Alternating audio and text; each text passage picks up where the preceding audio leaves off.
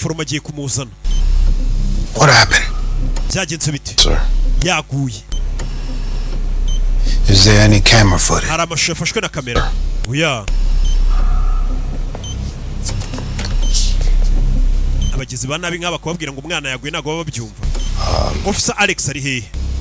He should be here. Yakaba yari hano. I'll text him, sir. Ikamwandikire. And you tell him to get his ass down here. Mwandikire no muhamagara umubwira banguke hano nona. Niwe wazanye umwana. Elevator. Ari muri esanseri nikamubwiye azamuka.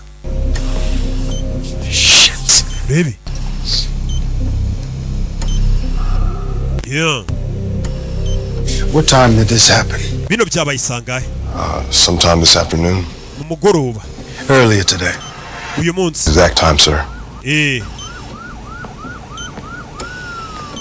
Let's get me there. I'm not sure, sir. Sinzi. Fuck. Do you know? If I had to guess, she was there. Fombo Jack mashobora kuba yari ahari ariko simbizi ko yari ahari. Yari ahari. Sasa yatangiye gukeka ari Kimi wabikoze. Officer Alex, definitely there. Yes. Yes, nigga, I know. Just saying if Officer Alex was there, it makes sense that... Yari inshira. Sorry. Babarire. What happened? Byagenze bite? Oh no, sir. Ntabyo nzi. Don't nobody know a fucking thing, huh? Wese nta numwe ufite icyazi. I'm sorry, sir. Utubabarire nyakubahwa. Come here. Ngwino hano, ngwino hano. Whitman.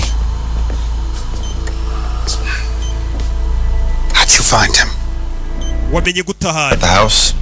Twari turi mu rugo. I dropped off Mrs. Bellery. And I was... Jana Madamu Bellery. Yes, sir. The bitch's name! Iriya ndayitwa Kimi wiyita Madamu Bellery. Yes, sir.